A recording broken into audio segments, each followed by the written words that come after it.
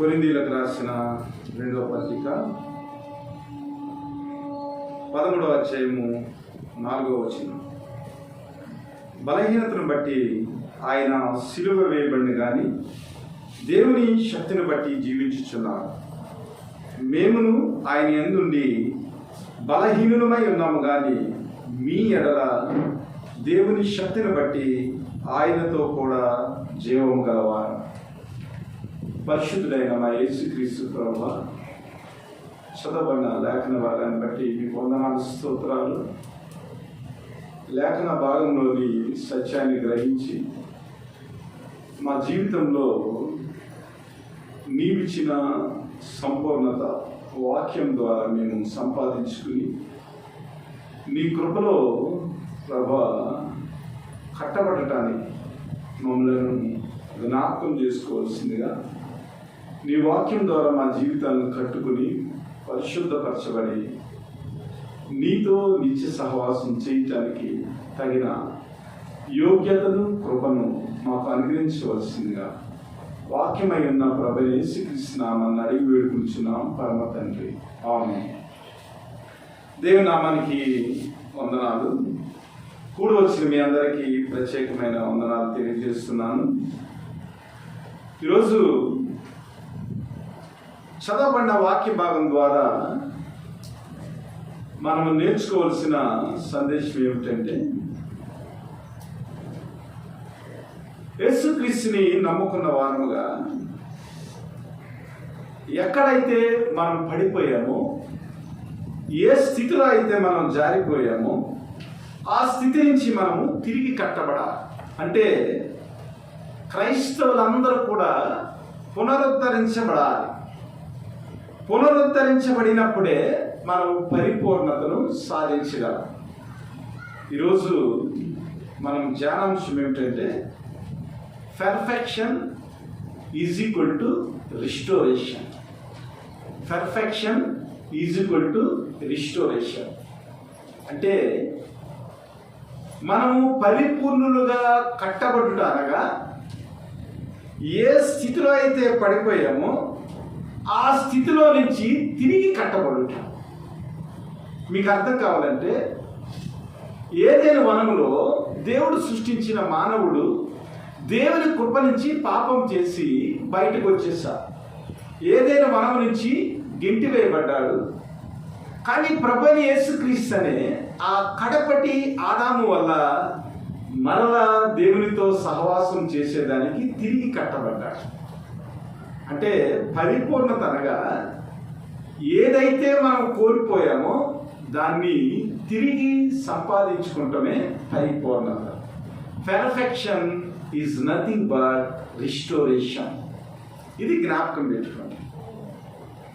పౌలు గారు కొరింథీయులకు తన చివరి కాలంలో, అంటే గుడ్ బై లెటర్ అన్నమాట. ఇదేమిటి? గుడ్ బై అంటే ఒక విషయాన్ని ఆయన చెప్పిన తర్వాత ఇంకా గుడ్ బై చెప్పేసి దేవుని దగ్గరికి వెళ్ళిపోతా ఉన్నారు. పౌలు గారి అధ్యాయంలో లేదా ఈ కొరింథీ భాగాల్లో మనం చూసినట్లయితే, కొరింథీ విశ్వాసులందరూ కూడా వారు దేవుని యొక్క వాక్యాన్ని వింటూనే కలుషితమైన జీవితాలను జీవించి వారు భ్రష్టత్వంలోనికి జారిపోతా ఉన్నారు. ఈ భ్రష్టత్వంలోనికి జారిపోయిన సమయంలో కొరింథీయులకు పౌలు గారు ఏం చేస్తున్నాడంటే హెచ్చరికలు చేస్తూ ఉన్నారు. అయ్యలారా, మీరు మీ విశ్వాసం నుంచి తొలగిపోయారు. మిమ్మల్ని మీరు పరీక్షించుకుని దేవుని సత్యాన్ని అంగీకరించి దాన్ని నమ్మి ఆచరిస్తున్నారా? మీ హృదయాల్లోనికి తొంగి చూసుకోండి. ఏ పరిస్థితుల్లో మీరు ఊగిసలాడుతూ ఉన్నారు? క్రైస్తవ విశ్వాసులుగా క్రైస్తవ విశ్వాసాన్ని మీరు అనుకరిస్తున్నారా లేదా? ఏ స్థితిలో మీరు పడిపోతూ ఉన్నారు? ఒకవేళ దేవుని యొక్క విశ్వాసాన్ని మీరు అంగీకరించిన వారిగా ఉంటే, దేవుని యొక్క సత్యాన్ని మీరు గ్రహించిన వారిగా ఉంటే, ఆ సత్యాన్ని మీరు మీ హృదయంలో ప్రతిష్ఠించుకుని తద్వారా మీరు లోకానికి క్రీస్తు యొక్క సత్యాన్ని చాటేవారిగా ఉండాలి కదా. వాక్యాన్ని అంగీకరించిన మీరు వాక్యానికి విధేయులుగా మీరు నడుచుకోవాలి కదా. మీరు ఎలాగ నడుచుకుంటా ఉన్నారు? వాక్యం ఎట్లా మీ యొక్క ఆసక్తి ఏమిటి? మీ ఆలోచన ఏమిటి? మీ క్రియలు ఏమిటి? దేని కొరకు మీరు ఆలోచన చేస్తున్నారు? దేవుని వాక్యంలో ఎక్కడ తప్పిపోతున్నారు?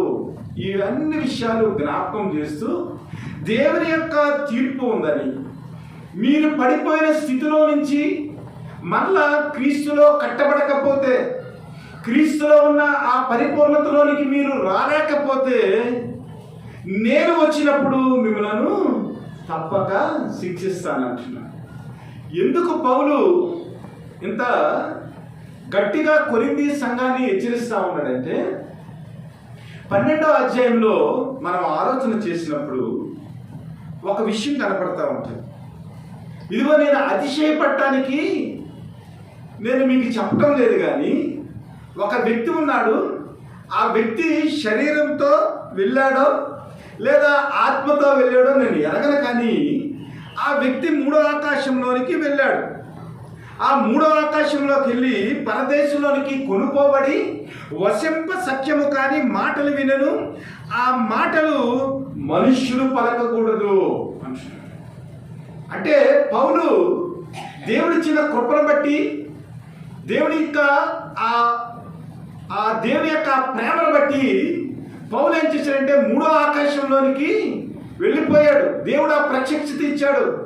3వ ఆకాశంలో పరదేశంలో ఏమేమి జరుగుతూ ఉన్నాయి, అక్కడ విషయాలేంటి, అక్కడ తీర్పు ఏమి నిలిచి ఉంది, అక్కడ ఎవరు దేవదూతలు ఉన్నారు, దేవుని సింహాసనం ఏంటి, ఈ అన్ని విషయాలు కూడా చాలా చక్కగా దేవుని కృపను బట్టి పరదేశంలోనికి వెళ్ళటానికి దేవుడు కృప చూపించాడు.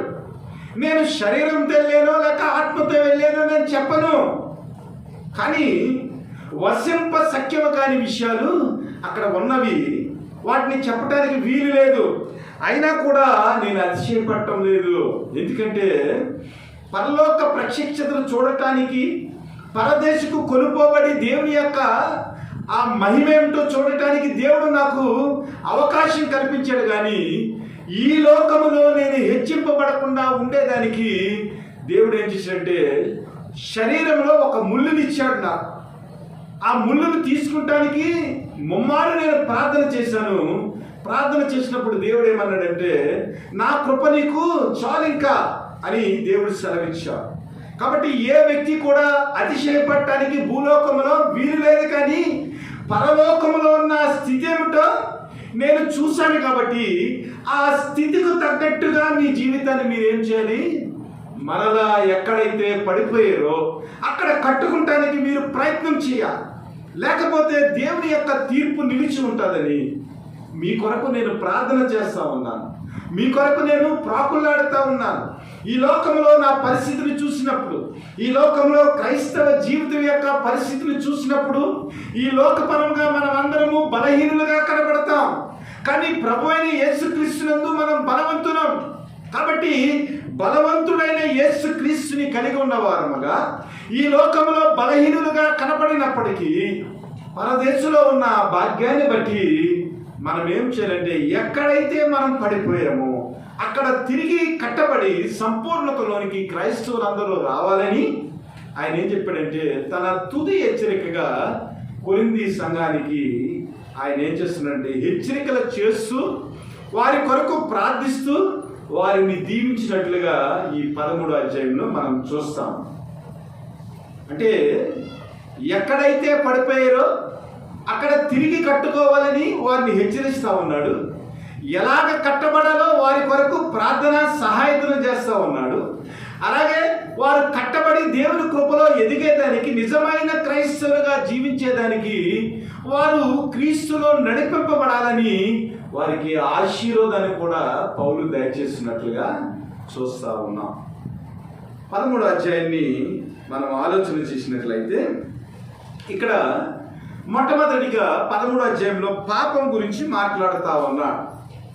ఈ 3వసారి మీ యొద్దకు వచ్చుచున్నాను, 2-3 సాక్షుల నోట ప్రతి మాటయు స్థిరపడవలను.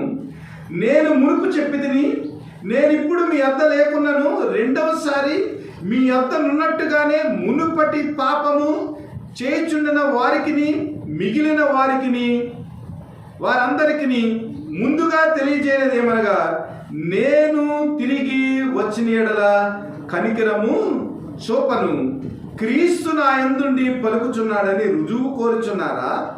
ఆయన మీ ఎడల బలహీనుడు కాడు గాని మీ యందు శక్తివంతుడై ఉన్నాడు అంటున్నాడు. పౌలు గారు కొరింథీయుల యొక్క పాపం గురించి వారికి హెచ్చరిక చేస్తా ఉన్నాడు. కొరింథీయుల్లో ఉన్న పాపం అంతా ఇంత పాపముగా, ఆ పాపం గురించి మనం చెప్పుకుంటానికి కూడా అసహ్యపడేంత విధంగా కొరింథీయులు పాపం చేస్తూ ఉన్నారు.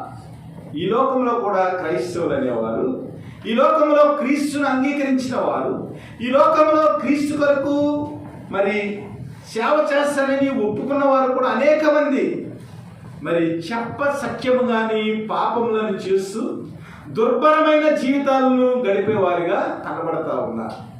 అసలు పాపం గురించి ఆలోచన చేసినప్పుడు చాలా సుదీర్ఘమైన విషయాలు మనం మాట్లాడుకోవచ్చు.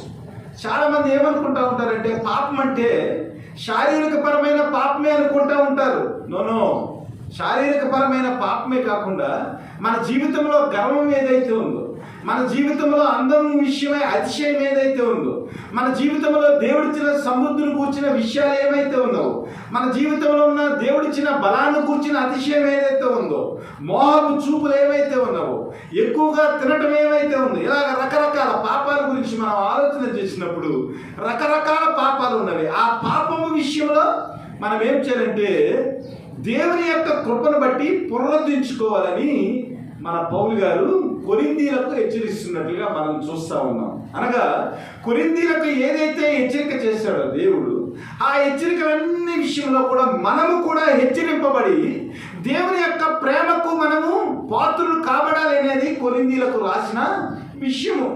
ఇక్కడ చెప్తా ఉన్నాడు, ఇదిగో నేను మరలా వస్తున్నాను, ఇంతకుముందు మీరు పాపం చేస్తూ ఉన్నారు. ఎలాంటి పాపం చేస్తూ ఉన్నారయ్యా అంటే, మీలో ఒకడు తన తండ్రి భార్యను కూడా ఉంచుకున్నాడని నాకు ఇన్ఫర్మేషన్ వచ్చింది. ఆ పాపం గురించి నేను హెచ్చరించాను. మీలో అనేక మంది రకరకాల మాటల చేత మీరు మోసం చేసుకుంటా ఉన్నారు. దేవుని యొక్క ప్రేమను మీరు ధృవీకరిస్తూ ఉన్నారు. ప్రేమ లేని వారుగా మీరు బ్రతుకుతా ఉన్నారు. పైకైతే నేను ప్రేమిస్తున్నానని చెప్తా ఉన్నారు, కానీ మీ క్రియల చేత మీరు దేవుణ్ణి ప్రేమించలేని వారుగా మీరు ఉంటా ఉన్నారు. మీరు విగ్రహాలకు బలిచ్చింది మీరు తింటా ఉన్నారు. దేవుని యొక్క ప్రేమను మీరు అర్థం చేసుకోకుండా మీ మనస్సాక్షిని చంపుకుని దేవునికి వ్యతిరేకమైన పనులు అనేక విషయాల్లో మీరు పాలుపంపులు పంచుతూ ఉన్నారు. మీ యొక్క ప్రవర్తన చూసినట్లయితే మనుషులకు కూడా ఇష్టం లేని ప్రవర్తన మీ జీవితంలో కనబడుతుంది. మనుషులకు ఇష్టం లేని వాడు దేవునికి కూడా ఇష్టడుగా ఉండలేడని, దేవునికి ఇష్టడుగా లేనివాడు మనుషులకు కూడా ఇష్టడుగా ఉండలేడని, మేలైనది మనుషుల దృష్టికి మేలైనది ప్రతిదీ కూడా మీరు చేపట్టి ఒకరితోనొకరు సయోధ్య కలిగి జీవించాలని అనేక పాపముల గురించి, ఆధ్యాత్మికమైన శారీరక పరమైన పాపాల గురించి పౌలు గారు కొరింథీ సంఘానికి పదే హెచ్చరిక చేస్తా ఉన్నాడు. కాబట్టి మరలా మూడోసారి మీ వద్దకు నేను వస్తా ఉన్నాను. వచంప సత్యము కాని మాటలు పరలోకంలో నేను చూశాను. పరలోక ప్రత్యక్షత నేను కళ్ళారా చూశాను. కాబట్టి ఆ పరలోకంలో ఉన్న శిక్ష ఏదైతే ఉందో ఆ శిక్షను మీరు తప్పించుకోలేరు. కాబట్టి నేను మరలా వచ్చినప్పుడు మోసే ధర్మశాస్త్రం ప్రకారం సాక్షులు తీసుకుని వస్తాను. నేను ఏదైతే విన్నానో, ఏదైతే పాపము మీ మీద ఆరోపించబడిందో ఆ పాపం విషయమై మోసే ధర్మశాస్త్రం ప్రకారం కూడా మీరు ఏదైతే ఆలోచన చేస్తూ ఉన్నారో, క్రీస్తు యొక్క కృపను మర్చిపోయి, క్రీస్తు యొక్క ప్రేమను మర్చిపోయి, క్రీస్తులో ఉన్న విశ్వాసాన్ని మర్చిపోయి కొంతమంది మీరు మోసే ధర్మశాస్త్రం ప్రకారం మీరు జీవిస్తూ ఉన్నారు. మోసే ధర్మశాస్త్రం ప్రకారం కృపను వ్యర్థం చేస్తూ ఉన్నారు. కాబట్టి ఆ మోసే ధర్మశాస్త్రం ప్రకారం సాక్షులను తీసుకుని మీ వద్దకు నేను వస్తాను. వచ్చినప్పుడు మీ మీద నేరాన్ని నేను మోపుతాను.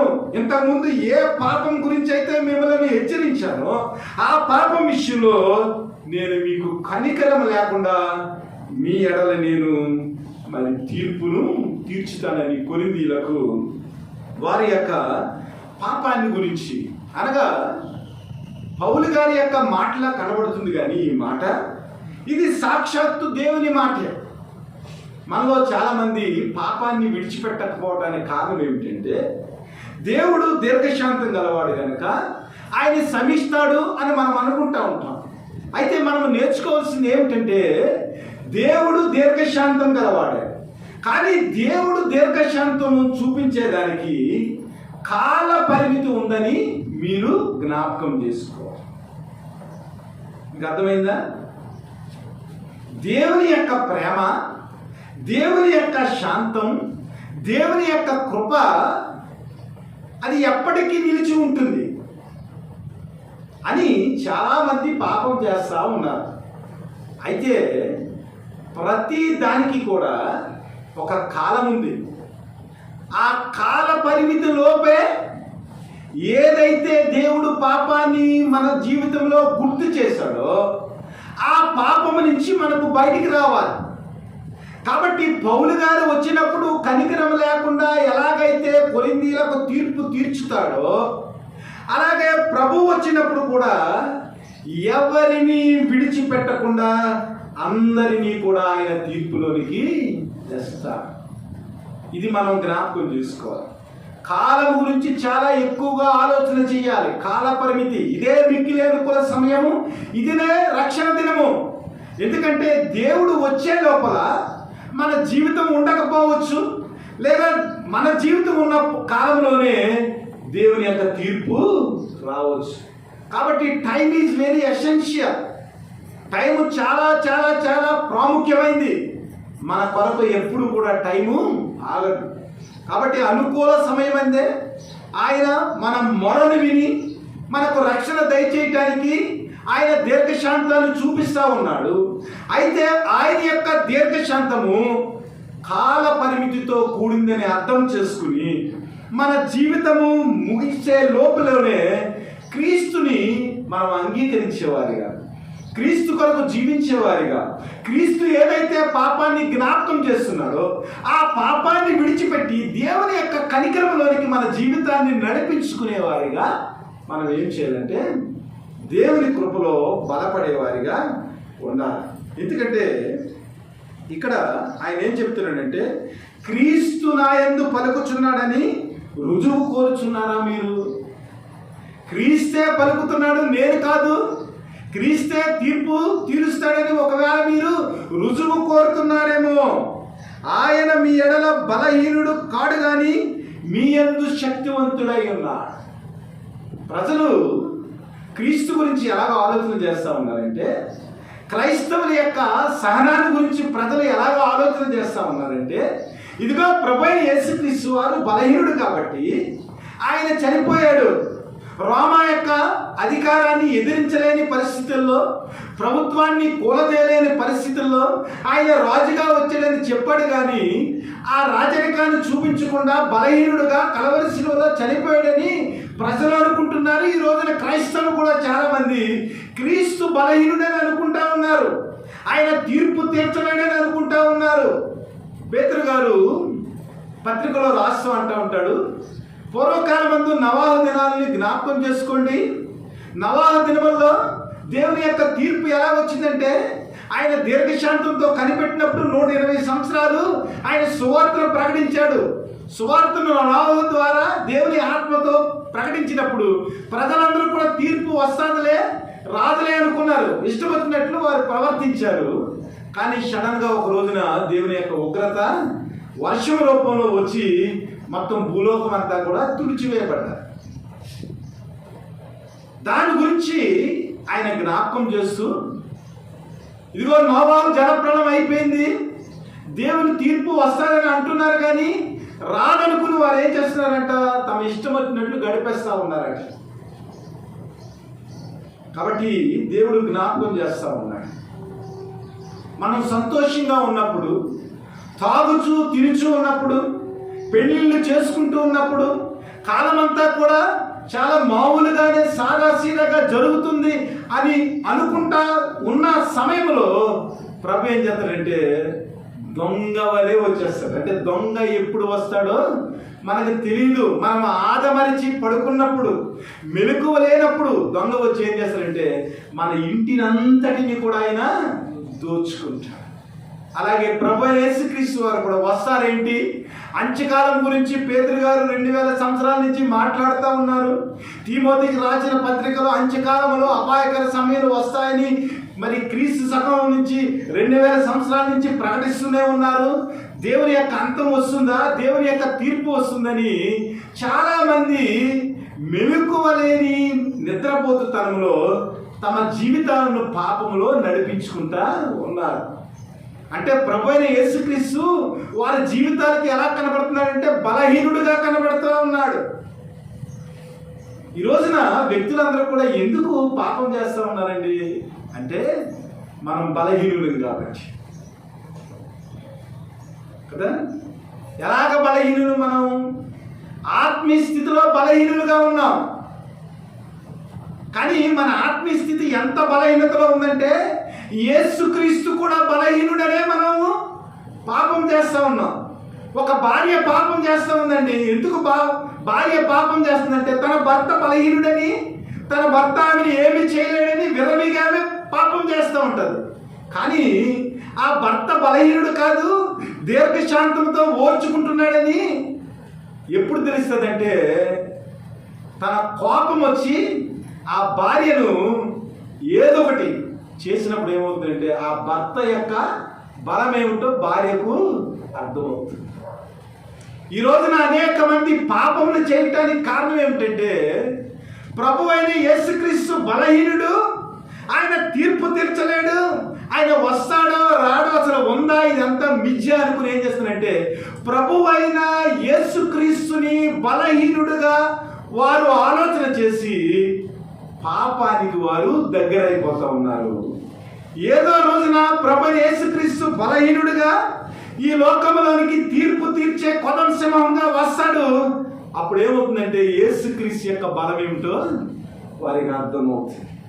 అందుకనే పౌలు గారు ఏమంటున్నారంటే ఆయన మీ ఎడల బలహీనుడు కాడు కానీ మీ యందు శక్తివంతుడై ఉన్నాడు.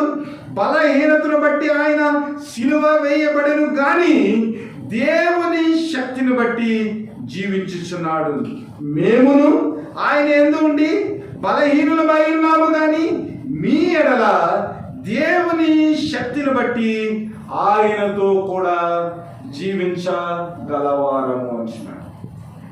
చాలా జాగ్రత్తగా అర్థం చేసుకోవాలి. ఈ ప్యాసేజ్ మనకు అర్థం కావాలంటే 1కి 10 సార్లు ఒకవైపున ఏమంటున్నాడు, ఈ లోకపరంగా చూసినప్పుడు మేము బలహీనులుగా కనబడుతున్నాం. కానీ ప్రభువైన యేసుక్రీస్తు వైపు నుంచి మేము చూసినప్పుడు ఎలా కనబడుతున్నాం? దేవుని యొక్క శక్తిని బట్టి నిరంతరము జీవించే వారిగా కనబడుతూ ఉన్నాం. ఇదే పత్రికలో మనం ఆలోచన చేసినట్లయితే మా శరీరము క్షీణించుచున్నది కానీ ఆత్మను బట్టి మేము బలవంతులుగా ఉన్నామంటున్నాం.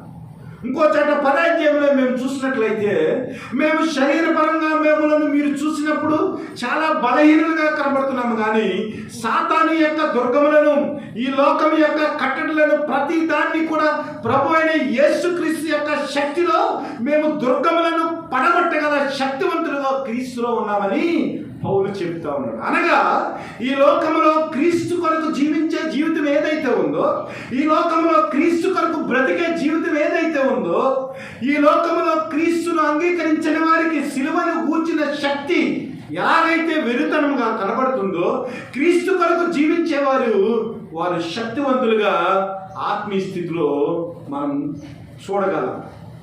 క్రీస్తుని గురించిన ఆ సిలువ ఏదైతే ఉందో అది జీవించుచున్న వారికి దేవుని శక్తి. అనగా పౌలు ఏమంటా ఉన్నాడంటే ఇదిగో క్రీస్తుని చూసినప్పుడు, ఈ లోకపరముగా చూసినప్పుడు, క్రీస్తు సిలువ వేయబడిన స్థితిని చూసినప్పుడు అది బలహీనంగా కనబడుతుంది. కానీ మృతుల్లో నుంచి తిరిగిన లేచిన ఆ క్రీస్తుని మనం గమనించినప్పుడు ఆయన నిరంతరము జీవించే ఒక గొప్ప వ్యక్తిగా, అనగా ఇతరులకు కూడా జీవింపజేయగల శక్తినిచ్చే జీవాధిపతిగా క్రీస్తు మనకు కనపడుతున్నాడు. అంటే ఈ లోకపరముగా క్రైస్తవుని యొక్క స్థితిని గమనించినప్పుడు మనం ఈ లోకంలో వెర్రివారిగా కనబడుతూ ఉంటాం, ఈ లోకంలో బలహీనులుగా కనబడుతూ ఉంటాం. కానీ మృతుల్లో నుంచి లేచిన ఆ క్రీస్తు యొక్క పునరుద్ధానాన్ని మనం గ్రహించినట్లయితే మనము నిరంతరం కూడా జీవించే వారిగా మనం కనబడతా ఉంటాం. కాబట్టి క్రీస్తులో ఉన్న ఆ జీవం ఏదైతే ఉందో, క్రీస్తులో ఉన్న శక్తి ఏదైతే ఉందో, అది ఈ లోకానికి వెర్రితనంగా కనిపిస్తుంది. కానీ ప్రభు అయిన యేసుక్రీస్తునందు మేము బలవంతులుగా ఉన్నాం. మరణాన్ని గెలిచిన క్రీస్తు బలవంతుడిగా ఉన్నాడు. ఆయనతో కట్టబడిన మేము కూడా బలవంతులుగా ఉన్నాము. ఈ లోకం యొక్క, సాతాను యొక్క దుర్గములను పడగొట్టగల శక్తివంతులుగా జీవించేవారుగా ఉన్నాం. కానీ చూసేటప్పుడు మేము ఎలా కనబడుతున్నామంటే, శారీరక పరంగా చూసినప్పుడు బలహీనంగా మనం కనబడుతున్నాం. కానీ క్రీస్తు యొక్క పునరుద్ధాన శక్తిని బట్టి, క్రీస్తు యొక్క మహిమను బట్టి, క్రీస్తు యొక్క వాక్యాన్ని బట్టి, క్రీస్తులో ఉన్న విశ్వాసాన్ని బట్టి మేము శక్తివంతులుగా నిరంతరము జీవించేవారిగా మేము కనబడుతున్నామని కొరింథీయులకు చెబుతూ ఇక్కడ ఏం చేస్తున్నాడంటే కొన్ని మాటలు, ప్రాముఖ్యమైన మాటలు చెప్తా ఉన్నాడు. 5వ వచనం, మీరు విశ్వాసం గలవారై ఉన్నారో లేదో మిమ్ముని మీరే శోధించుకుని చూసుకొనిడి, యేసుక్రీస్తు మీలోనున్నాడని మిమ్మును మీరే ఎరగరా అంటున్నాడు. మిమ్ముని మీరే పరీక్షించుకోండి, మీరు భ్రష్టులు కాని ఎడల యేసుక్రీస్తు మీలోనున్నాడని మిమ్మును గూర్చి మీరే ఎరగరా. చాలా స్ట్రాంగ్ వార్నింగ్ ఇస్తా ఉన్నాడు. ప్రభు అయిన యేసుక్రీస్తులో మీరు విశ్వాసం కలిగి ఉంటే ఆ విశ్వాసం ఏమిటో మీరు పరిశీలన చేసుకోండి. ప్రభు అయిన యేసుక్రీస్తులో ఉన్నారని మీరు అనుకుంటే మీ ప్రవర్తన ఏదైతే ఉందో దాన్ని మీరు ఒకసారి పరీక్షించుకోండి. ఒకవేళ ప్రభు అయిన యేసుక్రీస్తులో ఉన్నామనే అనుభవంలో మీరు కనుక జీవించినట్లయితే మీ అనుభవం ఏదైతే ఉందో ఆ అనుభవం ద్వారా క్రీస్తు మీలో నుంచి బయటకు ప్రత్యక్షపరచబడాలి. మీరు దుష్టులు కాని ఎడల క్రీస్తు మీ యందు ఉన్నాడని మీరు ఎరుగుదురు కదా. చాలా కఠినమైన మాట. మన జీవితం ఎలా ఉందో, మనం జీవించే జీవన విధానం ఏమిటో, ఈ లోకంలో మన ప్రవర్తన ఏమిటో, ఏ ఏ విషయాల్లో మనం విశ్వాసం కలిగి ఉన్నామో దాని ద్వారా క్రీస్తు మన యందు ఆయన నివసిస్తున్నాడా లేదా. ఒకవేళ క్రీస్తుతో నీవు సహవాసం కలిగి ఉంటే, క్రీస్తుతో నువ్వు నడిచిన అనుభవంలోనికి వస్తే, ఆ నడిచిన అనుభవాన్ని బట్టి, క్రీస్తు యొక్క ప్రేమను బట్టి, క్రీస్తు యొక్క కృపను బట్టి నీ ప్రవర్తనలో, నా ప్రవర్తనలో క్రీస్తు యొక్క ప్రవర్తన కనబడాలి కదా. క్రీస్తు కొరకు జీవించుచున్నామని చెప్పేవారు విశ్వాసంలో క్రియలు కనపరచాలి కదా. చెక్ చేసుకోండి అంటున్నారు. కాబట్టి క్రైస్తవులుగా మనము ఏ పాయింట్లో మనం ఉన్నామో మనల్ని మనమే ఏం చేయాలంట, పరీక్ష చేసుకోవాలంట. ఆ పరీక్ష చేసుకున్నప్పుడు ఆ పరీక్షలో మీరు నెగ్గిన వారైతే, ఆ పరీక్షలో క్రీస్తు యొక్క తత్వం మీరు కలిగి ఉన్నట్లయితే, క్రీస్తు మీలో ఉన్నట్లయితే, క్రీస్తు అనుభవాన్ని, క్రీస్తు సహవాసాన్ని మీరు కలిగి ఉన్నట్లయితే ఆ పరీక్షలో మీరు నెగ్గేవారిగా ఉంటారు. మీరు భ్రష్టులు కాకుండా క్రీస్తులో నిలిచి ఉన్నవారిగా మీరు నిరూపించబడతారని పౌలు గారు జ్ఞాపకం చేస్తా ఉన్నారు. మొదటి కొరింథీ 11వ అధ్యాయము 28వ వచనం ఒకసారి చదవండి. కాబట్టి ప్రతి మనుషుడు తను తాను పరీక్షించుకున్నవాళ్ళను అలాగ చేసి ఆ రొట్టెను తిని ఆ పాత్రలోనిది త్రాగవలెను. ప్రభు శరీరమని వివేచింపక తిని త్రాగువాడు తనకు శిక్షావిధి కలుగుటకే తిని త్రాగుచున్నాడు. ఇందువల్లే కదా మీలో అనేకులు బలహీనులను రోగులై ఉన్నారు, చాలా మంది నిద్రించుచున్నారు. అయితే మనలను మనమే విమర్శించుకునే ఎడల తీర్పు పొందక ఇందును.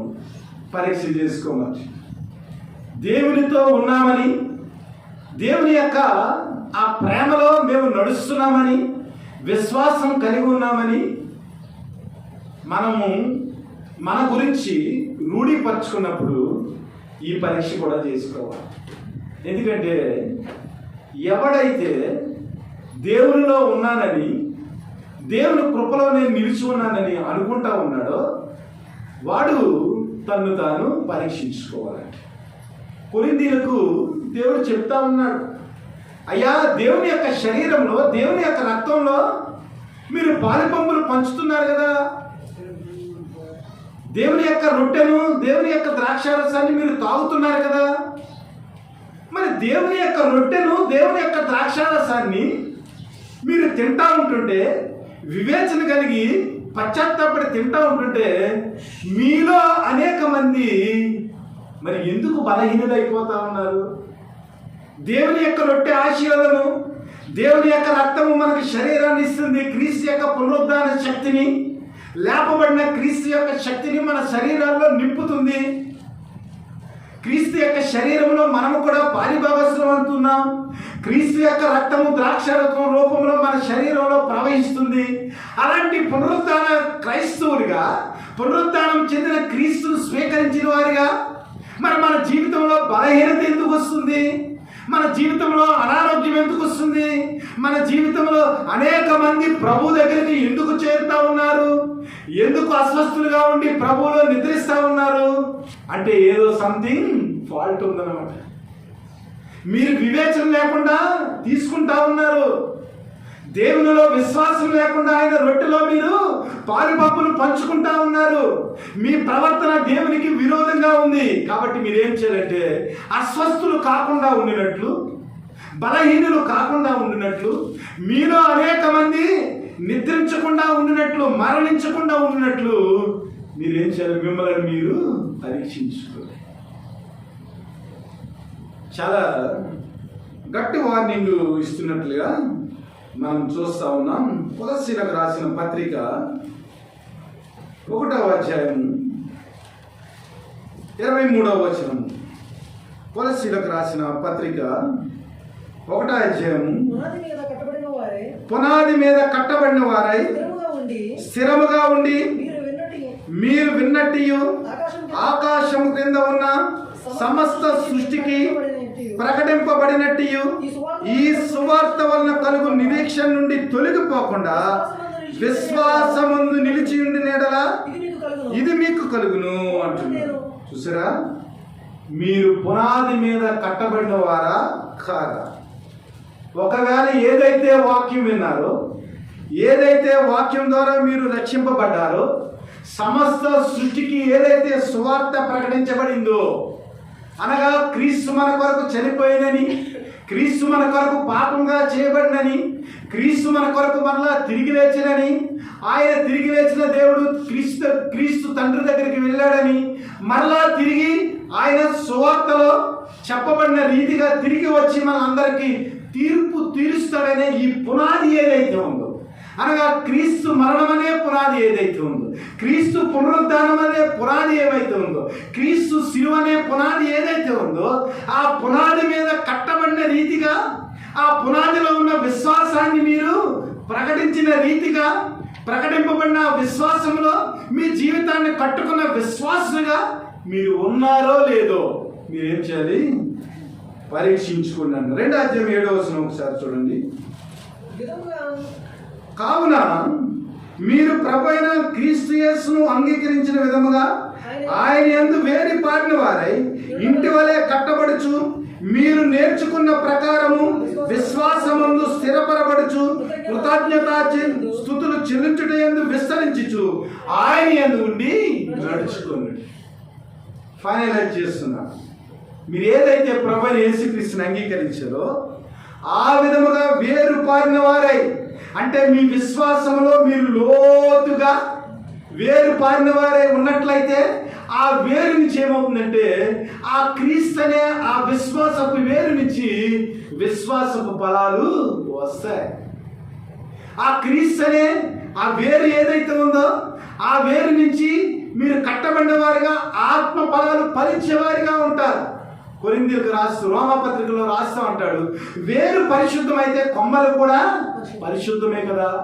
మరి ప్రభువైన యేసుక్రీస్తు వారైన ఆ వేరులో కట్టబడిన మీరు పరిశుద్ధమైన కొమ్మలుగా, పరిశుద్ధమైన ఫలాలు ఫలించేవారుగా మీరు ఉంటా ఉన్నారా? మీరు ఎలాగైతే మీరు ఏ వేరు నుంచి అయితే మీరు కట్టబడ్డారో, ఏ వేరు నుంచి అయితే మీరు ఇంటిగా కట్టబడుచున్నారో, క్రీస్తు గృహముగా మీరు కట్టబడుచున్నారో, అది నేర్చుకున్న ప్రకారము స్థిరపడుచు, అనుదినము కృతజ్ఞతాస్తుతులు చెల్లించుట యందు విస్తరించుచు ఆయన యందుండి నడుచుకోండి. పౌలు చాలా స్ట్రాంగ్గా మనకు చెప్తా ఉన్నాడు, ఆయన యందుండి నడుచుకునేవారంగా. ఎందుకంటే ఆయన యందు వేరిపారిన వారముగా, ఆయన యొక్క వాక్యం ద్వారా కట్టబడిన వారముగా, ఆయన గృహముగా, ఆయన వాక్యం చేత కట్టబడిన వారముగా మనం ఏం చేయాలంటే అనుదినము కూడా ఆయనను స్తుతించుచు ఆరాధించుచు, అనగా ఆయన వాక్య ప్రకారము జీవించినప్పుడు ఆయన స్తుతించగలము. ఆయన వేరులో నుంచి ఆ పరిశుద్ధతలోనికి మనము ప్రయాణం చేసినప్పుడు ఆ పరిశుద్ధమైన వేరు నుంచి పుట్టిన వారంగా, పరిశుద్ధమైన ప్రవర్తన కలిగి ఉన్న వారముగా మనం జీవించినప్పుడు కృతజ్ఞత చెల్లించగలము.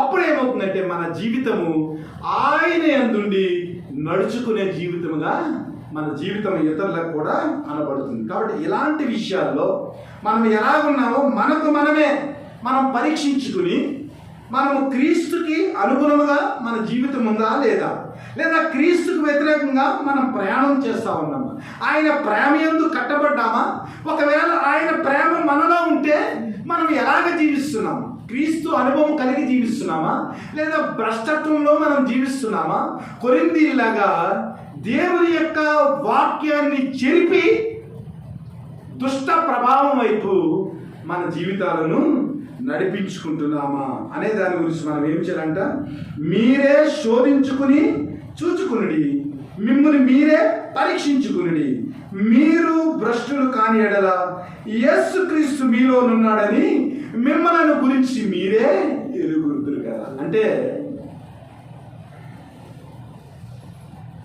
ఇక్కడ ఒక థియలాజికల్ సబ్జెక్ట్ ఒకటి ఉంది. ప్రతి వ్యక్తికి కూడా ఒక మనస్సాక్షి ఉంటుంది. ప్రతి వ్యక్తికి కూడా ఒక మనస్సాక్షి, గుడ్ కాన్సైన్స్ అంటే మంచి మనస్సాక్షి ఉన్నవాడు ఏమవుతుందంటే ఆ మనస్సాక్షి అనగా దేవుని యొక్క ఆత్మతో కూడిన మనస్సాక్షి మనము యేసుక్రీస్తులాగా జీవిస్తున్నామా లేదా, క్రీస్తు వాక్య ప్రకారం జీవిస్తున్నామా లేదనేది ఆ మనస్సాక్షి మన మీద ఏం చేస్తుందంటే, ఒకవేళ దేవుని వాక్యాన్ని మరిచిపోయి జీవించినట్లయితే మన మీద అది ఒక ఇండికేషన్ చూపిస్తూ ఉంటుంది. వ్యవహార పత్రికలో రాయబడి ఉంటుంది, ఒకవేళ మీ మనస్సాక్షి కనుక మీ మీద నిందారోపణ చేయలేదనుకో, యు ఆర్ వెరీ గుడ్. మనం పాపం చేసినప్పుడు మన మనస్సాక్షి మన మీద నింద వేస్తుంది, ఇదిగో నీవు అన్యాయంగా మాట్లాడుతున్నావు, చెడు తలంపులలో నీవు జీవిస్తూ ఉన్నావు, చెడు క్రియలు చేస్తూ ఉన్నావు, దేవుడు లేడని బుద్ధిహీనుడిగా భ్రష్టత్వంలోనికి వెళ్ళిపోయి చెడు కార్యాలు నువ్వు చేస్తూ ఉన్నావు, దేవుడు లేడనుకుంటున్నావు, ఆయన ఆకాశంలో ఉన్నాడు అందరినీ దృష్టిస్తున్నాడని ఈ వాక్యాన్ని మర్చిపోయావని మన మనస్సాక్షి ఏం చేద్దంటే మన మీద నిందారోపణ చేస్తాం. ఒకవేళ యేసుక్రీస్తునందు మీరు ఉన్నారని, యేసుక్రీస్తులో మీరు ఫలిస్తున్నారని, ఒకవేళ మీ మనస్సాక్షి మీ మీద నింద వేయలేదనుకో, మీరు క్రీస్తునందు ఉన్నవారుగా కనబడతారు. ఒకవేళ మీరు చేసే క్రియలు కానీ ఆలోచించే తలంపులు కానీ వాటిని బట్టి మీ మనస్సాక్షి మీ మీద నిందమవుతుంది అనుకోండి, you are not good at all. మీరు ఎప్పుడూ కూడా మీరు మంచివారిగా మీరు ఎంచబడరు. ఎందుకంటే ఆ మనస్సాక్షి అనే ఆ సూచిక ఏదైతే ఉందో అది మనల్ని హెచ్చరిస్తూ ఉంటుంది. అదే పౌలు గారు ఏమంటున్నారంటే, మీరు భ్రష్టులు కాని ఎడల యేసుక్రీస్తు మీలోనున్నాడని మిమ్మల్ని గూర్చి మీరే అంటే వాక్యాన్ని చదవకుండానే ధర్మశాస్త్రంలాగా ఈ మనస్సాక్షి మన మీద పనిచేస్తూ ఉంటుంది. అది మనం మంచివారమో చెడ్డవారమో అది చెప్తా ఉంటుంది. అది చెప్తే మనం మంచివారమని మనం అనుకున్నాం అనుకోండి, మన మనస్సాక్షి మనకు చెప్పింది అనుకోండి, మనం మంచివారమే. ఒకవేళ మనస్సాక్షి మన మీద నింద పెట్టింది అనుకోండి, మనము భ్రష్టులమని మిమ్ములను కూర్చి మీరే ఎరుగుదురు కదా అని పౌలు చెప్తా ఉన్నాడు. మేము భ్రష్టులము కామని మీరు తెలుసుకుందరని నిరీక్షించుచున్నాము. మీరు ఏ దుష్కారమైనను చేయకుండా వల్లని దేవుణ్ణి ప్రార్థించుచున్నాము. మేము యోగ్యులమైనట్టు కనబడవలనని కాదు, కానీ మేము భ్రష్టులమైనట్లు కనబడినను మీరు మేలైనది చేయవలనని ప్రార్థించుచున్నాం. మేము సత్యమునకు విరోధముగా ఏమీ చేయనేరము కానీ సత్యము నిమిత్తమే సమస్తమును చేయుచున్నాము. మేము బలహీనులమై ఉన్నను మీరు బలవంతులై ఉండిన యెడల సంతోషించుము. దీని నిమిత్తమే మీరు సంపూర్ణులు కావాలని ప్రార్థించుచున్నాను. 3 విషయాల గురించి ప్రార్థన చేస్తాము. అంటే అమ్మ మీరు పలానా పాపం చేస్తూ ఉన్నారు, దేవుని నుంచి పలానా విషయంలో మీరు తప్పిపోతూ ఉన్నారు, సరి చేసుకోండి అని ఒకవేళ పాస్టర్ గారు చెప్పారు అనుకోండి. అప్పుడు విశ్వాసులు ఏం చేస్తారంటే పాస్టర్ గారు సరిగా లేరు కానీ మేము సరి చేసుకోవాలని చెప్తా ఉన్నారని మా మీద నిందేస్తాం. పౌలు గారు కూడా అన్నారు, ఒరే బాబు మేము దుష్టులమని మీరు అనుకుంటా ఉన్నారేమో, ఒకానొక రోజున ప్రభువు తీర్పులో మమ్మల్ని సత్యవంతులుగా మేము సత్యమందు ఉన్నామని ఆత్మీయంగా ఎదిగామని ఈ అన్ని విషయాలు మీకు అర్థమవుతాయి. దాని గురించి మేము నిరీక్షిస్తున్నాం. మమ్మల్ని మీరు ఏమనుకున్నా పర్లేదురా బాబు, మేము అయోగ్యులమని అనుకున్నా పర్వాలేదు, మేము బలహీనమని అనుకున్నా పర్లేదు, మేము సత్యం మాట్లాడతలేదు మీరు విరోధంగా మాట్లాడుతున్నారని మీరు అనుకున్నా పర్లేదు. కానీ మా యొక్క ఉద్దేశము, నా యొక్క ప్రార్థన ఏమిటంటే మీరు భ్రష్టత్వం నుంచి తొలగిపోయి మేలైనది చేయవాలని నేను ప్రార్థన చేస్తున్నాను. ఏ దుష్కార్యము మీరు చేయకుండా ఉండాలని నేను ప్రార్థన చేస్తా ఉన్నాను. అలాగే మేము బలహీనులమైనప్పటికీ కూడా మీరు బలవంతులుగా ఉండాలని ప్రార్థన చేస్తాం. అంటే ఒరే నాయనలారా, మా గొడవ ఏదైనా కావచ్చు, మేమేమైనా కావచ్చు, కానీ మీరు మంచిగా ఉండాలనేది మేము ప్రార్థన చేస్తున్నామని పౌలు ఏం చేస్తున్నాడంటే కొరింథీ సంఘానికి తన ఉద్దేశం, మీరు ఎక్కడైతే పడిపోయారో, ఏ దుష్కారం అయితే మీరు చేస్తున్నారో, మీలో ఏ పాపం అయితే మీరు ఆపాదించబడిందో, ఏ పాపం గురించి అయితే మిమ్మల్ని హెచ్చరించారో ఆ పాపంలో పడకుండా ఏ దుష్కార్యం చేయకుండా మీరు మేలు చేసేవారుగా ఉండాలని, మేము భ్రష్టులుగా కనబడినా కూడా మీరు భ్రష్టత్వంలోనికి పోకుండా ఉండాలని, మేలైనది మీరు చేయాలని మీ కొరకు మేము ప్రార్థన చేస్తున్నాం. దేవుని యొక్క సత్యాన్ని మేము బోధిస్తున్నాం. మేము చేసేది ప్రతిదీ కూడా మీకు అర్థమైనా అర్థం కాకపోయినా మేము సత్యం కొరకే మేము నిలబడామని, సత్యాన్ని మేము బోధిస్తూ ఉన్నామని, సత్యం కొరకే మేము జీవిస్తూ ఉన్నామని, సమస్తము సత్యం కొరకే మేము చేస్తూ ఉన్నామని మీకు అర్థం కావాలి. ఒకవేళ అర్థమైనా అర్థం కాకపోయినా మీరు మట్టుకు సంపూర్ణులుగా మీ జీవితాన్ని క్రీస్తులో కట్టుకోవాలి. అనగా ఏ స్థితిలో అయితే మీరు పడిపోయారో, ఏ స్థితిలో నుంచి మీరు లేవాలో, ఏ స్థితిలో మీరు కట్టబడాలో, ఏ స్థితిలో మీరు బలహీనులుగా ఉన్నారో, ఏ స్థితిలో మీ ప్రవర్తన క్రీస్తుకు అయోగ్యముగా ఉందో, ఏ విషయాల్లో మీరు క్రీస్తును కనపరచలేని విధముగా క్రీస్తు లేని వారుగా మీరు జీవిస్తున్నారో ఆ విషయాల్లో మీరు పరిపూర్ణులు కావాలి. మీరు పునరుద్ధరించబడాలి. క్రీస్తు యొక్క పరిపూర్ణలోనికి మీరు కట్టబడాలని మేము ప్రార్థన చేస్తున్నామని పౌలు ఏం చేస్తున్నాడంటే తన తుది పలుకులుగా ఒక గుడ్ బై చెప్తూ కొరింథీ వ్యక్తులు లేదా కొరింథీ ఆ సంఘం ఏదైతే ఉందో ఆ సంఘ విశ్వాసులందరూ కూడా పవిత్రముగా జీవించాలని వారి వరకు ప్రార్థన చేస్తూ ఆయన ఏమన్నాడంటే, కాబట్టి నేను మీ ఎద్దకు వచ్చినప్పుడు పడద్రోయుటకు కాక మిమ్మలను కట్టుటకే ప్రభువు నాకు అనుగ్రహించిన అధికారము చొప్పున కాఠిన్యము కనపరచినట్లు దూరముగా ఉండగానే ఈ సంగతులు రాయించున్నాను. రే నాయన, 3వసారి నేను వస్తాను, సాక్ష్యం తీసుకుని వస్తా ఉన్నాను. మీరు ధర్మశాస్త్రం ప్రకారము మీరు తీర్పు తీర్చాలని అంటా ఉన్నారు కాబట్టి ప్రతిదీ కూడా నేను అన్ని కూడా సమకూర్చుకునే మీ దగ్గరికి వస్తా ఉన్నాను. అయితే వచ్చే ముందు మీకు ఎందుకు చెప్తున్నానంటే మీరు తీర్పులోనికి రాకుండా నేను ఎవరిని కూడా తీర్పు తీర్చినప్పుడు కనికరం చూపను. మీరు చేసిన క్రియలను బట్టి ప్రభువు ఎలాగైతే కనికరం చూపడో అలాగే నేను కూడా కనికరం చూపకుండా సంఘమును గూర్చి నేను తీర్పు తీరుస్తాను. 1970 ఆ ప్రాంతంలో సంఘాలలో తీర్పు ఎలా ఉంది తెలుసా మీకు? ప్రభు కొరకు పరిశుద్ధులు మండుతున్న సమయంలో, ప్రభు కొరకు సంఘాలు నిర్మించబడుతున్న సమయంలో ఒక పాస్టర్ గారు ఏం చేశాడంటే తన కోడలు వ్యభిచారం చేసిందంట. సంఘమంతా కూడుకుని ఉన్నారు, 300 మంది వ్యక్తులు సంఘంలో గుమ్ముగూడి దేవుని యొక్క ఆరాధనకు వచ్చారు. సంఘంలో ప్రసంగం చేస్తున్న సమయంలో తన కోడలు, సొంత కోడలు వ్యభిచారం చేసిందని రూఢీపరుచుకున్న తర్వాత, సాక్షులు ఎదుట నిరూపించబడిన తర్వాత, సంఘములో 300 మంది ఉండగా తన కోడల్ని పైకి నిలబెట్టి, ఇదిగో నా కోడలు పలానా వ్యక్తితో వ్యభిచారం చేసింది కాబట్టి సంఘం నుంచి నేను వెలివేస్తున్నానని ఆ పాస్టర్ గారు ఏం చేశారంటే ఆ కోడల్ని వెలివేశారు. ఒకప్పుడు సంఘాలలో దేవుని యొక్క కట్టుబడి, దేవుని యొక్క నీతి, దేవుని యొక్క ప్రేమ, దేవుడి యొక్క సంఘము పరిశుద్ధ పరచబట్టడానికి ఇంత కఠినమైన తీర్పులు తీర్చేవారు పరిశుద్ధులు. అందుకనే అలనాటి కాలంలో 19వ దశకంలో క్రీస్తు కొరకు మరి ఉద్యోగంగా లేపబడి అనేక మంది క్రైస్తవులు సంఘాలు కట్టారు, నిజమైన సంఘాలు కట్టారు, మిషనరీలుగా వచ్చారు. క్రీస్తు కొరకు తమ శరీరాలను సజీవ యాగంగా సమర్పించుకున్నారు. ఈ రోజున కూతురు తప్పు చేస్తా ఉంటే దాచుకుంటా ఉన్నారు, కొడుకులు తప్పు చేస్తూ ఉంటే దాచుకుంటా ఉన్నారు. వీరందరూ కూడా క్రైస్తవులుగా దేవుని యొక్క రొట్టెలో, దేవుని యొక్క బలలో పాలు పంచుకున్న వారే కానీ బిడ్డలను గద్దించేవారు లేరు, భార్యలను గద్దించేవారు లేరు, భర్తలను గద్దించేవారు లేరు, కుటుంబం కొరకు ప్రార్థన చేసేవారు లేరు.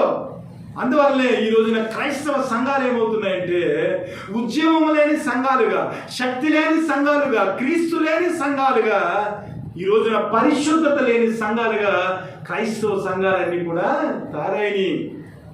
పౌలు చెప్తా ఉన్నాడు. ఎందుకు చెప్తున్నానంటే ఈ మాటలు మిమ్మల్ని పడద్రోయబట్టాలని కాదు, మిమ్మల్ని సంఘం నుంచి వెలివేయాలని కాదు, క్రీస్తులో నుంచి మిమ్మల్ని బయటికి పంపేయాలని కాదు. కానీ నేను వచ్చే లోపల మీరేం చేయాలంటే మీ అపవిత్రతను తొలగించుకుని, మీ పాపమును తొలగించుకుని, మీ మనస్సాక్షి ఏ పాపము నిమిత్తము మిమ్మల్ని గద్దిస్తుందో ఆ పాపము నిమిత్తము మీరు వేరు అవబడి క్రీస్తులో కట్టబడాలని, ఆ పాపాన్ని విడిచిపెట్టి కన్నీరు కార్చి పశ్చాత్తాప హృదయముతో క్రీస్తు దగ్గరికి మీరు తిరిగి రావాలని, నేను వచ్చే లోపలే మీరు ఆ పని చేయాలని మిమ్మల్ని దూరముగా ఉండగానే మిమ్మల్ని హెచ్చరిస్తున్నాను. మిమ్మల్ని పడగొట్టడానికి కాదు, కానీ క్రీస్తులో కట్టుటకు ఈ కాఠిన్యమైన మాటలు నేను చెప్తా ఉన్నా. ఈ రోజున పాపం గురించి ప్రసంగాలు లేవు, నరకం గురించి ప్రసంగాలు లేవు, అన్ని దీవెనల గురించిన ప్రసంగాలే. మనిషిలో పరివర్తన రావాలని, ఒక మనిషి హృదయపూర్వకమైన ఆత్మీయమైన రూపాంతరంలోనికి వ్యక్తులు పరిశుద్ధపరచాలని ఆ ప్రసంగాలు లేవు. అన్నీ ఆశీర్వాద కూడికలు. దేవుని బిడ్డలారా, ఈ లోకంలో ఆశీర్వదింపబడినంత మాత్రాన మనం పరలోకం వెళ్ళం. కానీ పరిశుద్ధతలో మనం నిలిచి ఉన్నప్పుడు, మన జీవితాల్లో ఉన్న పాపం నుంచి మనం పారిపోయినప్పుడు, యవనేచం నుంచి మనం పారిపోయినప్పుడు, క్రీస్తులో కట్టబడేదానికి, క్రీస్తులో ఆ నిత్య సహవాసంలో మనం ఉండేదానికి ప్రభు యొక్క కృప మనకు తోడై ఉంటుంది. అందుకనే పౌలు చాలా కఠినంగా మాట్లాడుతున్నాడు. నేను చెప్పిన మాటలన్నీ కూడా మీరు భ్రష్టులు కాకుండానట్లు, మీరు పడదోయబడకుండా ఉండినట్లు నేను చాలా కఠినంగా నేను మాట్లాడుతూ ఉన్నాను. ఎందుకంటే మిమ్మల్ని మీరు సరిదిద్దుకోవాలి. నేను వచ్చినప్పుడు కఠినమైన తీర్పు మిమ్మల్ని తీరుస్తానంటున్నాడు. ప్రభువైన యేసుక్రీస్తు వారు కూడా ఎందుకు దేవుని వాక్యం ద్వారా మనతో మాట్లాడుతున్నాడంటే, ఎందుకు ఆయన దీర్ఘశాంతం చూపిస్తున్నాడంటే, ఎందుకు సజీవులుగా మనల్ని ఇంకా బ్రతకనిస్తున్నాడంటే, మనము సరిచేసుకునేదానికి ఆయన సమయాన్ని ఇస్తా ఉన్నాడు. మీకు అందరికీ తెలియని విషయం ఏమిటంటే, COVID-25 మరలా వచ్చేసింది. Covid came back. కోవిడ్లో చాలామంది పరివర్తన చెందినట్లే చెందారు. మన జీవితం ఇంతే కదా, అయిపోతుంది అని ప్రభు పాదాల చెంత గడిపారు. కోవిడ్లో ఏం చేయాలో తెలియక బైబిల్లో 66 పుస్తకాలు అటు నుంచి అటు తిరగేసి అంగలార్పు ఆర్చి ప్రభా, రోదన చేసి ప్రభా మమ్మల్ని క్షమించు ప్రభా, మా పాపాన్ని బట్టి మమ్మల్ని తీసుకోక ప్రభా, కోవిడ్ నుంచి మమ్మల్ని రక్షించండి ప్రభా, రకరకాలుగా ప్రార్థన చేశారు, ఏడ్చారు.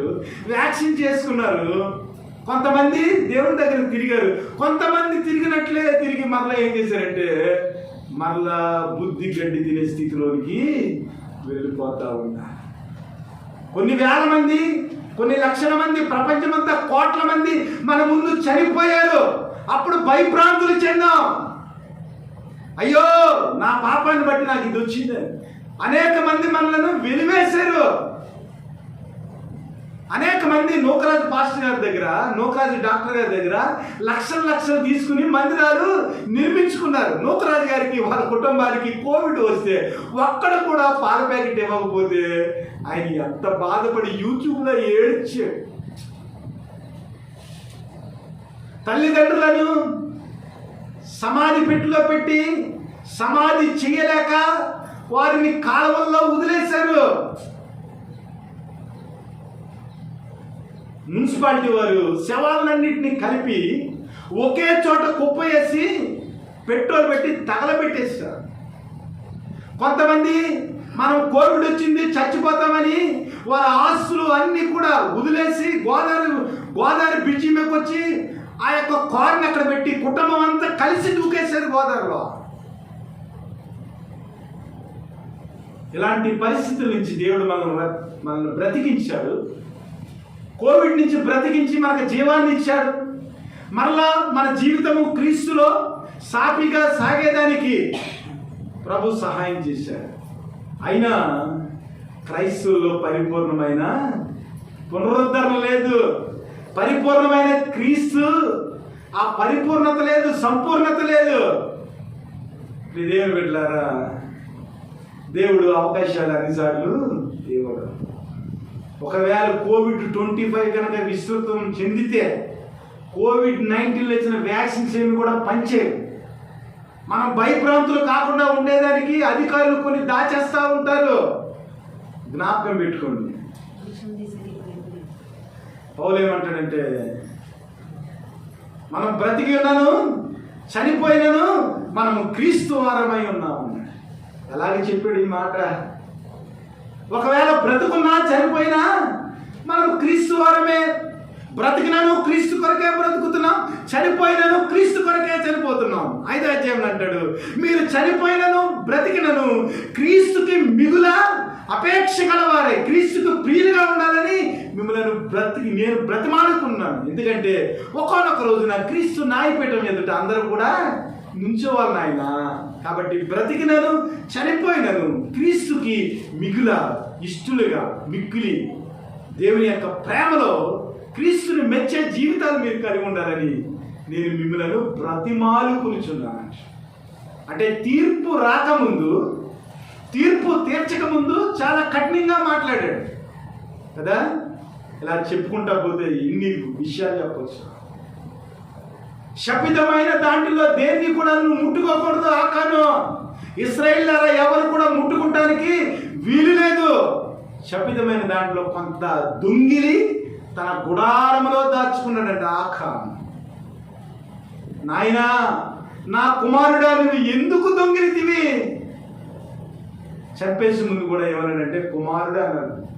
యెహోషువ ప్రేమ చచ్చిపోలేదు, కానీ న్యాయాన్ని తీర్చాలి. ధర్మశాస్త్రం ప్రకారము ఏం చేయాలి? వాళ్ళని రాళ్లతో కొట్టి చంపేయాలంటే, కుప్ప కింద వేసేయాలి. ఆ కోరులోయ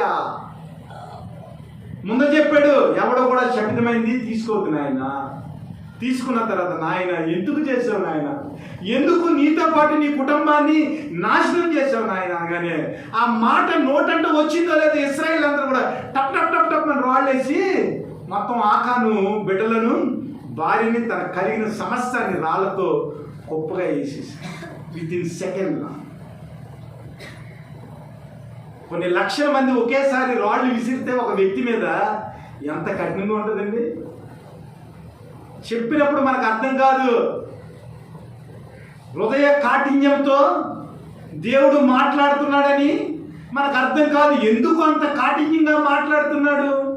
ప్రేమ స్వరూపి అయిన దేవుడు, మన కొరకు తన ప్రాణాన్ని త్యాగం చేసిన దేవుడు ఎందుకు అంత కఠినంగా మాట్లాడుతున్నాడంటే, నీవు నరకంలో పోకూడదని, నేను నరకంలో పోకూడదని పౌలు చెప్తున్నాడు. ఎందుకు ఇంత కఠినంగా మాట్లాడుతున్నానంటే, మిమ్మల్ని పడగొట్టాలని కాదు, కానీ మిమ్మల్ని కట్టాలని, క్రీస్తులో సంపూర్ణంగా చెయ్యాలని ఇంత కఠినంగా నేను మాట్లాడుతున్నాను అంటున్నాడు. కాబట్టి ప్రియ దేవుని బిడ్డలారా, ఎక్కడైతే మనం పడిపోయామో అక్కడ తిరిగి కట్టుకుంటానికి మనం ఏం చేయాలంటే క్రీస్తు యొక్క ప్రేమ చేత, క్రీస్తు యొక్క వాక్యం చేత మనలను మనము సరి చేసుకునేదానికి ప్రయత్నం చేసుకోవాలి.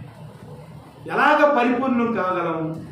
ఎలాగ క్రీస్తులాగా, క్రీస్తు యొక్క స్వరూపం మనలోకి ఎలా వస్తుంది? మనం మానవులం కదా, క్రీస్తు దేవుడు కదా. ఆ క్రీస్తు యొక్క దేవత్వము మనకు ఎలా వస్తుందంటే వస్తుంది. ఎందుకంటే దేవుడు కుమారులుగా మనకు అధికారం ఇచ్చాడు.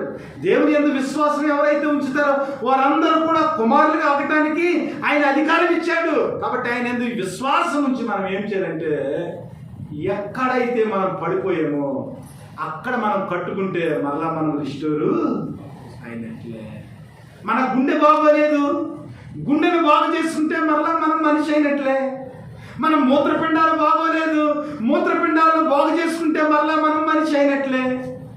మన కాలు ఇరిగిపోయింది, ఆ కాలు స్థానంలో ఒక ప్లాస్టిక్ కాలో లేక ఒక స్టీల్ కాలో ఏదో పెట్టుకుని మనం నడిస్తే మరలా మనుషులు అయినట్లే. అంటే తిరిగి కట్టబడి ఉంటాం. ఎక్కడైతే పడిపోయామో, ఏ విషయంలో పడిపోయామో, ఏ ఆత్మీయ విషయాల్లో మనం లోటుగా మన జీవితం మన మనస్సాక్షి చూపిస్తుందో ఆ విషయాల్లో మనం ఏం చేయాలంటే we have to restore our self by the grace of Jesus Christ. యేసుక్రీస్తు కృప ద్వారా ఎక్కడైతే పడిపోయామో అక్కడ కట్టుకుంటానికి మనం ఏం చేయాలంటే ప్రయత్నం చేయాలి. అలాగ ప్రయత్నం చేయడానికి మళ్ళీ ఏం చేశాడంటే తిట్టినట్టే తిట్టాడు, కాఠిన్యం చూపినట్లే చూపాడు. కానీ వారు దేవునిలో కట్టబడటానికి ఆయన మళ్ళా కొరింథీయులను ఆశీర్వదిస్తున్నారు.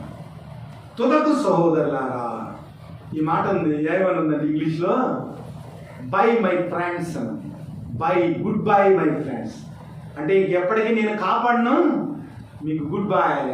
కాబట్టి మీరు ఎలా ఉండాలంటే సంతోషించుడి, సంపూర్ణులైండుడి, ఆదరణ కలిగి ఉండుడి, ఏక మనసు కలవారైండుడి, సమాధానంగా ఉండుడి, ప్రేమ సమాధానములకు కర్తయ్యకు దేవుడు మీకు తోడైండునుగాక. రిస్టోరేషన్. సంతోషం పోయిందా? పాపం వల్ల సంతోషం పోయిందా? పాపాన్ని విడిచిపెట్టి మళ్ళా క్రీస్తులో సంతోషించు. నీ అవిధేయత వల్ల, నీ అవిశ్వాసం వల్ల, నీలో దేవుని యొక్క ప్రవర్తన లేకపోవడం వల్ల, నీవు ఫలించకపోవడం వల్ల నీ సంపూర్ణతను నువ్వు కోల్పోయావా? మళ్ళా దేవుని యొక్క కృప చేత నీవు సంపూర్ణుడై. ఒకవేళ ఆదరణ కలిగి లేదా క్రీస్తు యేసునందున్న కృపల చేత నీవు మళ్ళా బలవంతుడు కమ్ము. ఆయన ఎంత ఆనందించడం వల్ల మళ్ళా నీవేం చేయాలి? ఆదరణ పొందు. యేసుక్రీస్తులో ఉన్న ఆదరణ బట్టి ఆ ఆదరణ కలిగి ఉండు. ఏక మనసు గలవారైండు. ఇప్పటి వరకు దెబ్బలాడుకున్నారా? సంఘాలలో విభేదాలు ఉన్నవా? మీ మనసుల్లో విద్వేషాలు ఉన్నవా? ఏ ఏ విషయాల్లో మీరు సమాధానం లేకుండా ఉన్నారు? భార్య భర్తలుగా సమాధానం లేకుండా ఉన్నారా? పిల్లల విషయంలో సమాధానం లేకుండా ఉన్నారా? సంఘం విషయంలో సమాధానం లేకుండా ఉన్నారా? మీ ఉద్యోగం విషయంలో సమాధానం లేకుండా ఉన్నారా? ఏ ఏ విషయాల్లో మీరు సమాధానం లేకుండా ఉన్నారో మరలా మీరు ఏం చేయాలన్నమాట? You have to restore yourself, your peace. You have to restore, be perfect, be comfort. ఏ విషయాల్లో మీరు అశాంతిగా ఉన్నారు ప్రతి విషయాల్లో కూడా be perfect, be perfect, be perfect. మీరు ఏం చేయాలంటే అన్ని విషయాల్లో కూడా మరలా ఏం చేయాలా? పెర్ఫెక్షన్లోకి రావాలి. ఎలాగ పెర్ఫెక్షన్లోకి రావాలంటే బై రిస్టోరేషన్. నీకు పోయిన సమాధానాన్ని మళ్ళా నువ్వు రిస్టోర్ చేసుకోవాలి. నీకు పోయిన సమాధానాన్ని, ఆ ఏదైతే విద్వేషం ఉందో దాన్ని విడిచిపెట్టి మళ్ళా నువ్వేం చేయాలి? రిస్టోర్ అవ్వాలి. నువ్వు ఏదైతే భ్రష్టత్వం ఉందో ఆ భ్రష్టత్వాన్ని నువ్వు విడిచిపెట్టి మళ్ళా రిస్టోర్ అవ్వాలి. ఏదైతే నీకు ఏక మనసు లేదా ఇతరులతో నువ్వు విభేదం ఏదైతే చేస్తున్నావో దాన్ని నువ్వు వదిలిపెట్టి ప్రభువైన యేసుక్రీస్తు యొక్క సమాధానం చేత మళ్ళా నీవు రిస్టోర్ కావాలి. ఏ విషయాలు నువ్వు స్ట్రగుల్ అవుతున్నావో, ఏ విషయం గురించి నువ్వు ఎక్కువ డిప్రెషన్లోకి వెళ్ళిపోతున్నావో, ఏ విషయంలో నిన్ను సాతాను పీడిస్తుందో ఆ విషయంలో ప్రభువైన యేసుక్రీస్తులో ఉండి మళ్ళా నువ్వు ఏం చేయాలి? కంఫర్ట్ అవ్వాలి, ఆదరణ కలిగి ఉండాలి. కాబట్టి పౌలు గారు ఏమంటున్నాడంటే పడిపోయిన స్థితి నుంచి మొదటి ఆదాము ఏదేను వనం నుంచి పడిపోయాడు, మరణాన్ని సంపాదించుకున్నాడు. కానీ కడపడి ఆదమైన యేసుక్రీస్తు వారు కలువరి శిలువలో మరణాన్ని జయించి మరలా తండ్రితో కోల్పోయిన సంబంధాన్ని ఆయన ఏం చేశాడు? రిస్టోర్ చేశాడు. పర్ఫెక్షన్ నుంచి మనం పడిపోయాం, యేసుక్రీస్తు ద్వారా మరలా రిస్టోర్ అయ్యి మరలా పెర్ఫెక్షన్లోనికి మనం వచ్చాం. అందుకనే ఆయన యందుండి నడుచుకోవాలి. నిజమైన రిస్టోరేషన్ ఏమిటంటే క్రీస్తులో ఉండి మనం ఏం చేయాలి? నడుచుకోవాలి. అలాగ నడుచుకున్నప్పుడు ఏదైతే మనం కోల్పోయామో దాన్ని క్రీస్తు ద్వారా మనము సంపాదించుకోగలం. కాబట్టి perfection is nothing but restoration. మనం ఎక్కడైతే పడిపోయామో ఆ స్థితి నుంచి మళ్ళా కట్టబడటమే క్రీస్తులో సంపూర్ణత. అనగా క్రీస్తునందుండి నడుచుకుంటారు, ఆయన గృహముగా కట్టబడుట, పరిశుద్ధముగా జీవించుట, పాపానికి దూరముగా పోవుట. ఎక్కడైతే సమాధానం లేని పరిస్థితుల్లో జీవించామో ఆ పరిస్థితుల్లో సమాధానపడి జీవించుట, ఆదరణ కలిగి ఉండుట, ఏక మనస్సు కలిగి ఉంటే ఇవన్నీ కూడా కొరింథీయుల యొక్క సంఘంలో ఎన్ని విభేదాలు ఉన్నాయి. కాబట్టి ఆ విభేదాలన్నింటినీ జ్ఞాపకం చేసుకుని ఏం చేసినట్టే ఈ విషయాల్లో మీరు సంపూర్ణత కలిగి జీవించినట్లయితే నేను వచ్చేటప్పుడు మీరు తీర్పులోనికి రాకుండా క్రీస్తులో మీరు కట్టబడతారు. అట్టి కృప దేవుడు మీకు అనుగ్రహించును గాకని ఏం చేసినంటే ప్రభు అయిన యేసుక్రీస్తు కృపయు దేవుని ప్రేమయు పరిశుద్ధాత్మ సహవాసమును మీ అందరికీ తోడైండును గాక. పరిశుద్ధులందరూ మీకు వందనములు చెప్పుచున్నారు. కాబట్టి మీకు అందరికీ వందనాలు. క్రీస్తులో సంపూర్ణులుగా కట్టబడటానికి మీరు దేవుని యందు నడుచుకోవాలని, అట్టి ధన్యత దేవుడు మీకు దయచేసి ఆయన ప్రేమలో కట్టాలని మనస్ఫూర్తిగా దీవిస్తూ ఈ మాటలను ముగిస్తున్నాను. Thank you one and all.